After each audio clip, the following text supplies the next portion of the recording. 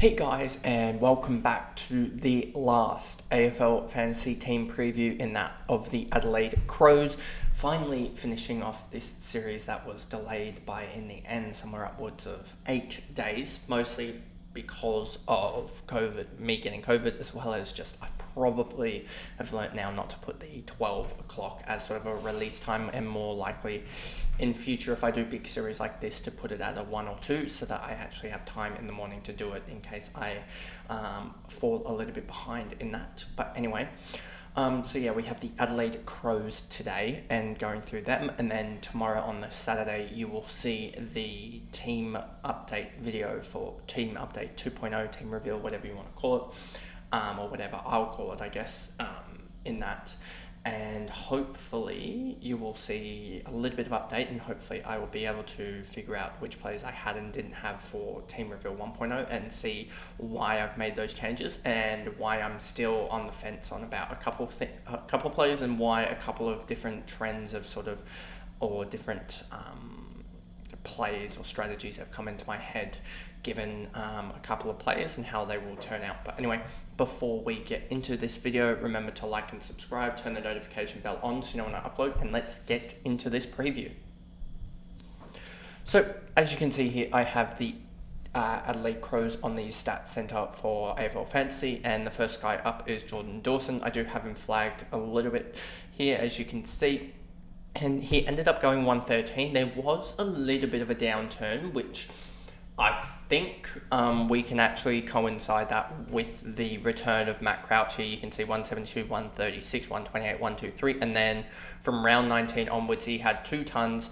They were still 90 scores, so it wasn't like he was that bad. And I mean, his lowest score for the year was an 81, an 85, 91, 92, etc.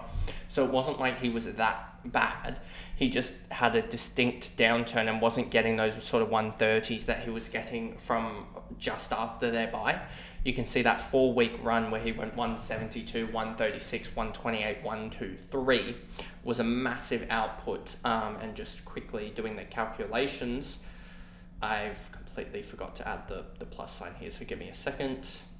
That, and then that, divide that by 4. He was averaging 139 for a 4-week stretch, which is just ridiculous. Add the 105 here, the 128 and the 135, and you're probably looking about a 125, 130 across, what's that, a 7-week stretch.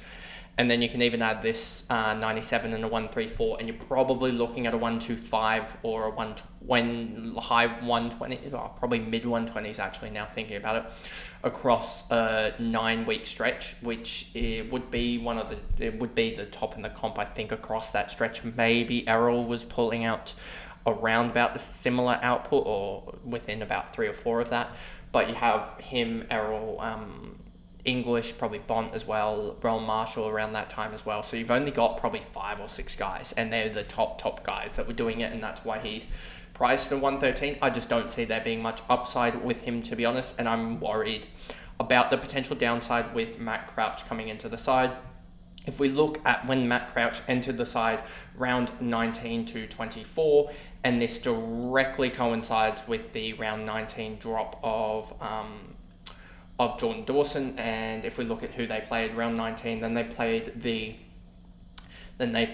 the South Australian import. They played the derby there. Let's give you the actual numbers here. And then they played Gold Coast, which is should be a relatively easy scoring game, and he put up a 98. Then I understand against Brisbane and also against Sydney the tough scoring, because they're 2 tough sides. But you can see here that Jordan Dawson went 92% in the Sydney game. He also went 58% in the Gold Coast game, and then against West Coast he actually struggled again. Well, he went 105. So I mean, there is a somewhat correlation between it, but I think it's overhyped a little bit. But I'm still worried that that if we see it across the whole season, it's easy for it to be 5 or 6 points. I don't think it's going to be across the whole season that it's going to be what are we saying here, 20 odd points that we saw here. Like, looking at that stretch there, it's the last sort of 6 games, but we'll look at his last 5. His last 5 of 105. So that's still minus 10. I don't think it'll be minus 10. I think it'll be more like a minus 5. But a minus 5 on that 113 brings him back down to a 108. And you don't really want to be paying up. You don't really want to be paying minus 5 points, basically, is what I'm trying to say here. So that's why I would say stay clear of Jordan Dawson and maybe go for the other Adelaide guys. But if we look quickly here at my fixture scaling for Adelaide, you'll see that they actually have a really good run in, and this isn't finalised. They need to do some more work on this to find the actual sort of player by player, position by position basis. But if you look at this, you'll see that they actually have a kind run. Oopsie, not that, didn't want that. They have a kind run all season, 15-42, and that's, yes, we are talking about the split of looks like here, 11 points across the whole board from the worst team with a 15-37 average up to a 15-48 of a best team. But we're looking here at this, and you see 15-47 across the first little bit here. That is one of the better ones in the comp for early games. And they have an early 1-2 game, and let's actually check who they play. They play Gold Coast, and then they also play Geelong. And I think Freo will be actually slightly worse this year, as I think they will, in terms of giving away fantasy points. They were one of the better sides, and that's just because they were trying to kick the ball. They were just kicking around their back line, whereas I don't think that it will help them win games, obviously, and I think that they'll have to more open up to a faster game style, which should help more points for their opposition, but we'll wait and see on that one. And then in round 4, they've got a 14-94 team, which is the Melbourne Demons. That's understandable. They were a good side. Then Carlton are also a good side, but then they have Bombers, North. So they do have a decent run. It's just all about who actually is going to be in the midfield for that run. Well, who actually is going to pick up those points. And Rory Laird is an interesting one. At 109, it is dangerous territory to go and pick him up, because he could obviously be one that's impacted. Potentially the impact flips from Dawson to Laird if I bring up, where is he, Rory Laird. But given the 5-game run or 6-game run that we saw at the end of the year, I don't think it will be Rory Laird that is the one that's impacted. As we see here, he went 105, 102, 126, 118, 110. That's a 5-game run of, if we look here, a 5-game run of a 114, which is actually above his average. Yes, it's only 5 games. And if we look at the CBAs, he had 79, 86, 78, 92, 82, which is actually slightly above what his average was for the whole season. And there wasn't any injury-affected games, actually. So for him to get those numbers, I am a little bit concerned that they may be slightly inflated by a little bit higher in the CBAs. So I'm just trying to work that out for you, what it actually was across that stretch. Divide that by 5. He was sitting at 84% for CBAs across that stretch. And he did have a West Coast game and a West Coast game, which he did go only 110 against, and went 118 with high CBAs against the Swans. 126 against Brisbane is a really good result for Rory. And I'm just trying to see, if I go like this and I just show you, I want to see, I'm trying to do research on the run here and see if they were teams that Rory Laird likes to play against. You go Port Adelaide, he averages 91 against. Sydney, he averages 92 against. West Coast, only 97 against. But he does like to play Brisbane. He averages 103 against them, including, 4 consecutive 100 scores against them. Sydney, I'm guessing he's getting better scoring against. Yeah, you can see that. So I do think it was teams that Rory Laird does play generally well against, but I would say that I think he is one that might benefit from Crouch going into the midfield. So he could potentially be somewhere upwards of a 109. He could probably go 114, 115, I'd say would be the line that he is at. So whether you want him at that sort of M1 because he's got a captaincy potential, and what bye does he have? Let's look at that. Adelaide, they do have the round 15 bye, which is awkward because you've got Collingwood also on that bye. You've also got Hawthorn on that bye, which will be relevant. You've got St Kilda and Richmond, not so relevant, and you got the Western Bulldogs on that bye with McRae. That'll probably be relevant, but you've actually got probably one player. Richmond and St Kilda. Do I have any? I don't have any, guys. I steal, so that's 2 premiums already. Hawthorn, Newcombe 3, Collingwood, Dacos 4, and then Adelaide. You could probably have 5 premiums on that buy already, which isn't the greatest, but probably a buy you can stay clear of outside of that. But if I was to go Laird, so Laird I think could be in the conversation of that M1 just because he does have potential upside. 5 or 6 points, that's similar to what I'm looking for out of a Sarong or a Brayshaw, because I'm looking there as well, given their start, I'm pretty sure is handy. Excuse me. Yeah, you can see their start, what their season overall is very similar to the likes of Adelaide in that they have a decent-ish start, but there's never really a bad portion of 5 or 6 weeks where they just get hammered, like this portion here for the Western Bulldogs, where they just get hammered in rounds 8 to 15, as the overall team does. But yeah, so Laird is one that I'm generally starting to probably get swayed a little bit more into going for him, just because we've seen in the past he can do it. Obviously, that 120 could be an outlier a little bit comparatively, just because you can see these sort of 100 scores. But he has gone basically 110 for the last 3 years. So I do think that he'll be fine. And if you take out that 57, which you really shouldn't do, because it wasn't an injury-related game or anything, then that average, I'm guessing, just starts to skyrocket. 22 times 109.2. So minus 57, divide that by 21. Yeah, he goes up to a 111.6 without that 57 if you really wanted to discount it. So there's potential upside there if he actually has a good season, I guess. So he probably could turn into that sort of M1 that I'm looking at when I do my team preview, but there's sort of, I've got blocks and stuff like that, so there'll be 3 or 4 guys at that like 980 to 990 range that I'm looking at for that M1, probably Sarong, Laird, and Brayshaw are the guys that I'm looking at the moment. And then the next guy, Riley O'Brien, doesn't really matter too much, to be honest with you, as simple as that. Brody Smith doesn't really matter. I don't think they brought in a sort of, well, he's 32 anyway, so it doesn't really matter. Matt Crouch, interesting, but I will say this, is that we did get 7 games of him at 89.3, and what's his current price at anyway? 734 divided by 9,030.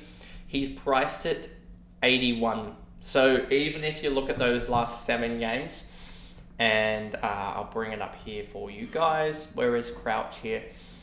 We look at Crouch anyway here, and 7 games, and you'll see he does have a 40, so if you wanted to take that away, that'll be 0.3 times by 7, 625 minus 40, divide by 6. So he averaged 98 in this run.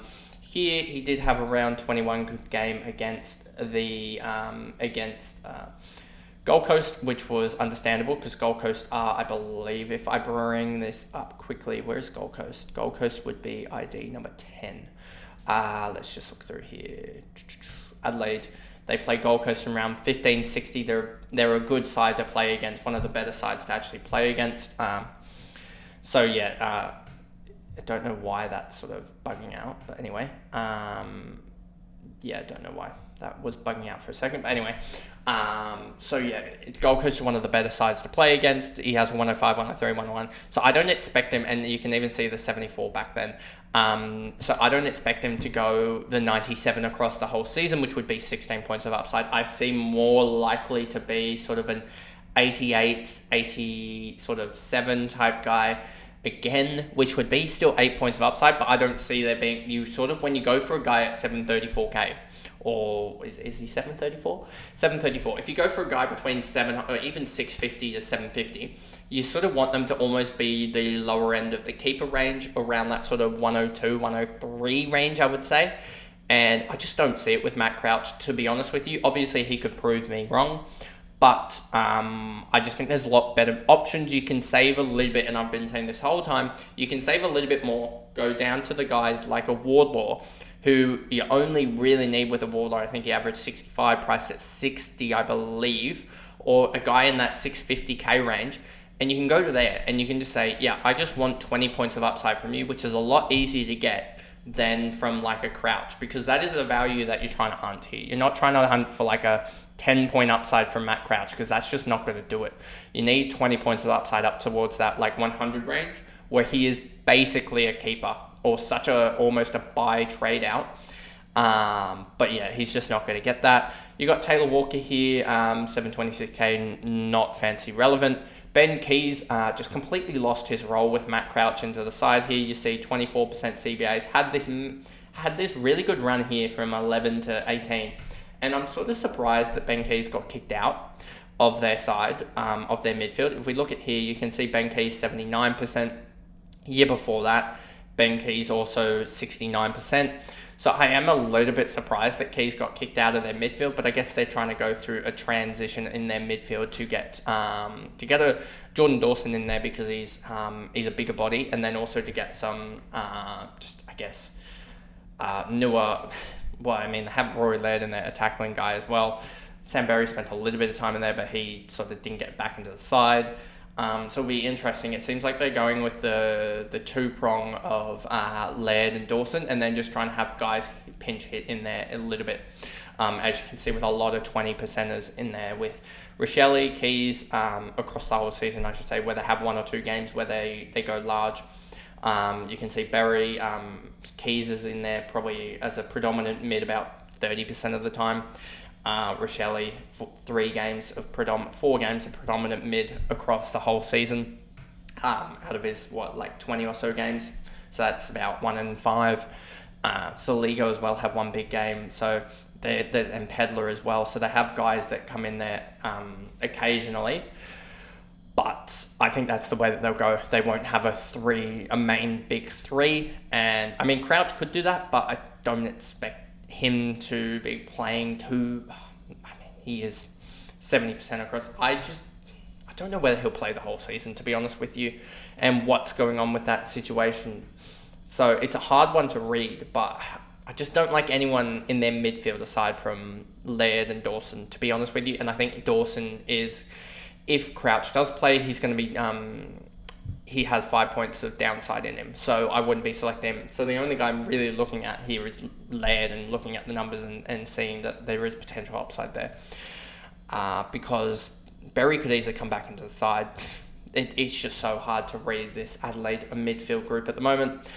Hinge, Sloan, Rankin doesn't really matter, to be honest. We thought he was getting that more midfield time, but if you look at where's Rankin here, 2% across the whole season, 13 is the high. That's just not relevant, to be honest. Rochelle seems like with the reinvention of Matt Crouch that he will go back to doing nothing. As you saw, I think someone said he averaged something like 80 across these games here, and then basically did nothing outside of that. If we look at his, where's Josh Rochelle? Go up here. Here we go. And hopefully we'll be able to see what I'm talking about here with him averaging big and then just doing nothing. Yeah, you can see he averaged big until round 7, and then round 8 he dropped off a cliff. And I mean, round 7, round 8, he went from 69% down to 21 and 17. I remember actually talking about, I want to trade him in, but I never really got the chance to actually do it.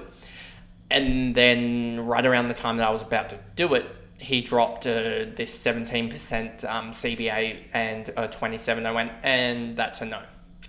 Because that was basically what had happened. And then that 100 in round 16, I'm guessing this correlates to the big CBA game. Yep. So Josh Rochelle needs CBAs to score. It's as simple as that. And he's not going to be guaranteed CBAs. So there is a no-go there, even though he's a forward. Just because he could, without CBAs, I wouldn't be surprised if he averages like something around about that 65 or so. Round 24, did he get CBAs? Let's look. No CBAs in round 24, but it was against the Eagles. So yeah, he probably kicked, I'm guessing, 2 or 3 goals in that game to get that score. Let's actually look at what he did in round 24 last year to get that big score. He kicked 3 goals, 1 there. There you go. He just kicked a score against against the Eagles to do it. Jones, no, he's a winger, 67, not much upside there, and potential downside actually looking at that. Murphy, no. Fogarty, Worrell, Pedler, same as basically as Rochelle. Could he get more midfield time? Probably, but he's going to be basically Papley in itself, and Papley only averaged, I think, something like 75, so that's what I sort of see Pedler doing, and there's no real fancy relevance there. Thilthorpe, McElhaney, Schoenberg, Nankervis, Strachan, Cook, McHenry, Keane, Gollard, and then Parnell was someone that I flagged just because we've seen in the past that he's been able to score really well. And does he actually have any kickouts? One kickout played on and 2 in total in that round 10 game. But if we actually go to, and I don't think I need this anymore, so I can just go on to Parnell. I think you'll see in the Sandful here, if we just go here and we just sort of click, does it, I wish it would allow you to just sort of, it doesn't allow you to just sort of click down and select all the Sandful games. But if you actually look at this 2023 Sandful, you'll see 85.5 in 15 games. That's pretty good. Obviously, probably won't do that in the AFL, or very unlikely to do that in the AFL. But there is scoring potential there for him, and he does have a 0 game in the AFL. So if you take that out, his 5 games for a 43.6. Does it actually? Yeah, 5 games for a 43.6. If we go to Parnell here, Parnell, go, and I don't need that. I need the go button. You'll see that 5 games for 43. He has a 0 and a 1, so you can just directly take the sub games. You can just take them out when they're that low, because he's not going to go into a full game and score 1. So if we do that and we go 5 times 43.6 minus 1, divide by 3, when he actually plays, he gets a 72. And if you look at his price tag here, Patrick Parnell, you'll see he's priced at $367, which is around about that 40. So if he does actually get games, he's 32 points upside. But will he get a game? I don't think so. And at 367k, you might as well just go for a Zach Williams, who is guaranteed to get game time at 442k or whatever he is, 440 odd k. And he has the potential to go even higher than that. So I would rather go Williams over Patrick Parnell, but Parnell's one to look at if he does actually get games, as he should outscore his 40 that he has there. And even if you look at his year before that, 47, but if we look at that, I believe does he have some, that was his rookie year as well, but and I believe he does have a couple of sub-out games in that year anyway. But yeah, just one to look at if he gets the role. And then the next guy is Dan Curtin, and he's sort of the last guy we'll talk about. And basically, he does have really good rookie numbers. I believe it's somewhere like 101 in the Colts or something around that. I need to double check that, but that's just from what I remember. So that is good numbers, but that was playing as a midfielder slash like not sort of a distributor off halfback. I don't expect him to get that exact role in the Adelaide setup. I do think he will play sort of as a second or third tall, which should help him a little bit getting more distribution. But also rookie, it's just one that I almost want to sit on the bench and gain cash that way, because I am worried that he could drop a 30 or 40 just because he doesn't, as a sort of taller defender, he doesn't get involved as much. And something that we sort of saw with someone similar to like a Gibcus or something like that, I have a feeling is the role that he may play. But if he gets that midfield role, or even just a 20%, 10% midfield role, which will be awkward because, again, we were talking about that midfield mix, add another guy into the midfield from the back half, and it sort of gets a little bit more dicey. But Daniel Curtin, I sort of expect him to average sort of around that 55 range, and 55, if he does top out at 55 and gets all the price rates, that's 496. So there's, I would say, 200k of cash gen out of potentially Dan Curtin. And if you can have him on the bench and combine that with like a, I don't know, the guys like a Caulfield or something, and hope he has a 200k cash gen, then then you're sort of getting towards that being able to get a premium out of those two combined with a little bit of help of from a sort of a little bit of cash in the bank. But I don't expect too much of Daniel Curtin, so I'm a little bit worried comparatively to like a Caulfield, who's got more, if he gets best 22, is more of a distributor role. And then you got Marty Hall, who just went ridiculous in the VFL, so he's got a very good distributing role if he gets at best 22 at Melbourne, which is probably one that I'll go for instead of Caulfield, and have a little bit more cash to spread around and do some more manoeuvring. But Daniel Curtin's one that I'll probably start on the defender bench just in case he doesn't get the best role. So I want to have a look at him in round one. Obviously, we'll have the preseason to look at him, but preseason you have guys going a little bit like 90%, etc. and stuff like that, and you sort of have them. There's only so much you can take out of preseason. Rather than round one, you have sort of a role defined definition, and I'm not certain about Curtin, so that's why I want him on the bench for round one, just to have a look at him in his game against Gold Coast. So yeah, he's only priced at like what, I don't even know, 279. It's 279 divided by the magic number. He's priced at like 31, so he'll beat that, to be honest with you. So he should be someone that should gain 200k, and that'll be that. But anyway, that pretty much is the Adelaide preview. I probably mixed up my wording around what's going to happen with that midfield. I'm still a little bit up in arms about what's going to go on. You got so much up in the air with, I know Jordan Dawson and Laird are going to average 75+% CBAs, but what's Matt Crouch going to do? Is he going to be back in there full time? How's that going to impact their bunch of the forwards? I wouldn't be selecting any of the forwards in Pedler, Rankin or Rochelle, just because even though they have a really good fancy run to start, I just don't know if they can get that CBAs that they all sort of need to score. And then you've got guys like Curtin, what position he's going to be in. Saligo as well is one to look at, but he's just going to get a wing/mid role, and price at 68. I don't think there's much value there anyway. So there's just and Patrick Parnell just needs to get into the best 22. So there's a lot up in the air about the Adelaide Crows and what's going to happen there. So I just wait and watch with them, especially with their preseason game as well as their round one game, and then sort of launch into their players if someone's role does sort of stand out. But anyway, that is the video, and I'll see you guys in the team reveal 2.0 that'll come out on Saturday. So bye guys.